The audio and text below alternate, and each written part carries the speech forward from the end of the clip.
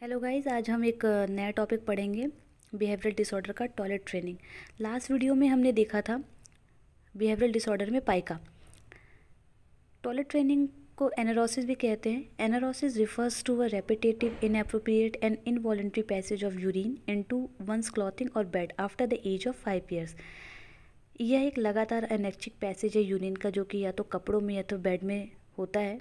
5 साल की उम्र के बच्चों में बाद में देखने को अगर ये मिलता है तो इसे हम टॉयलेट ट्रेनिंग या एनारोसिस कहते हैं। इसे हम बेड वेटिंग भी कहते हैं। It is also referred as bed wetting. इसके एटियोलॉजी फैक्टर की बात करते हैं, जिसमें पहला फैक्टर है जेनेटिक। इसमें हमें रिस्क देखने को मिलता है 40% और 70%। 40% केसेस में हमें कब देखने को मिलता है, if one parent had it, और 70% if both parents had enuresis in childhood. The second is a polyuria. Polyuria juvenile diabetes mellitus के केसेस में देखने को मिलता है। उसका यह एक कॉमन सिम्टम्स है। The next is a physiological factors. Physiological factors में क्या होता है कि children with enuresis secrete less ADH at night and sleep more soundly. Children जिन्हें एनारोसिस की प्रॉब्लम है, उनमें एडीएच हार्मोन का सिक्रेशन रात में कम होता है, जिससे बच्चा बहुत ही शांति से सोता है, जिससे delay maturation of urethral sphincter control. The next जो हमारा एटोलॉजी है वो है इम्प्रॉपर टॉयलेट ट्रेनिंग। उसके बाद है small bladder capacity and organic cause हम देखते हैं spina bifida, neurological bladder dysfunction और मैचुरेशन डिफरल। क्लासिफिकेशन की बात करें तो इसके 4 क्लासिफिकेशन होते हैं। There is a 4 classification of enuresis. The first is a primary, second is a secondary, third is a nocturnal and fourth is a diurnal. Primary enuresis की बात करते हैं तो child has never been dry at night. वह रात में कभी भी ड्राई नहीं होगा चाइल्ड। सेकेंडरी एनारोसिस में होता है कि child begins bed wetting after remaining continent for 6 month और मोर। चाइल्ड जो होता है वो 6 महीने बाद भी लगातार बिस्तर गीला करता है, तो वो सेकेंडरी एनारोसिस है। नॉक्टर्नल एनारोसिस क्या होता है कि involuntary avoiding occurs only during sleep at night. अगर रात में बच्चा सोते वक्त बिस्तर गीला करता है तो वो नॉक्टर्नल है।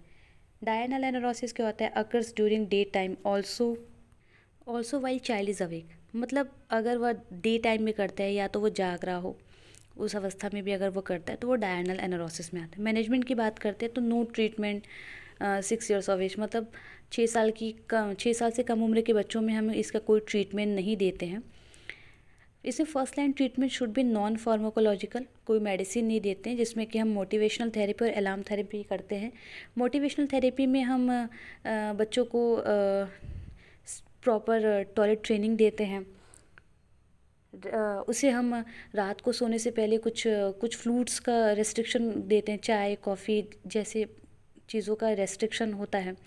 और अलार्म थेरेपी क्या होता है कि बच्चे के अंडर गारमेंट्स में एक डिवाइस फिट किया जाता है, जिससे जब बच्चा मेचुरेशन स्टार्ट होता है बच्चे में, तो वह उसके मेचुरेशन से सेंसेशन से अलार्म जो होता है वो बजने लगता है, जिससे बच्चे की नींद खुलती है। वो प्रॉपर ऐसा 4 से 6 महीने करने से बच्चे में एक प्रॉपर टॉयलेट ट्रेनिंग हैबिट आ जाती है, जिससे ये प्रॉब्लम सॉल्व हो जाती है।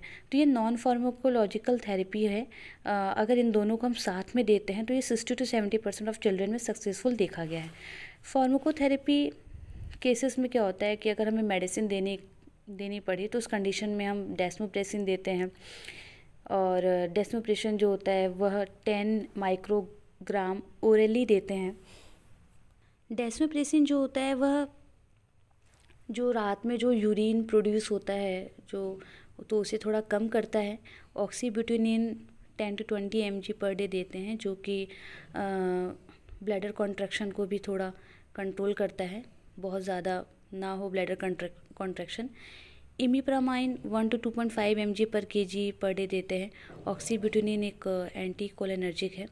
इमिप्रामाइन 1 to 2.5 mg पर kg पर देते हैं। ये रियली यूज़ होता है क्योंकि इसके कुछ साइड इफ़ेक्ट्स देखने को मिलते हैं, कार्डियक कंडक्शन डिस्टर्बेंस। तो ये आज का हमारा टॉपिक कवर हो गया।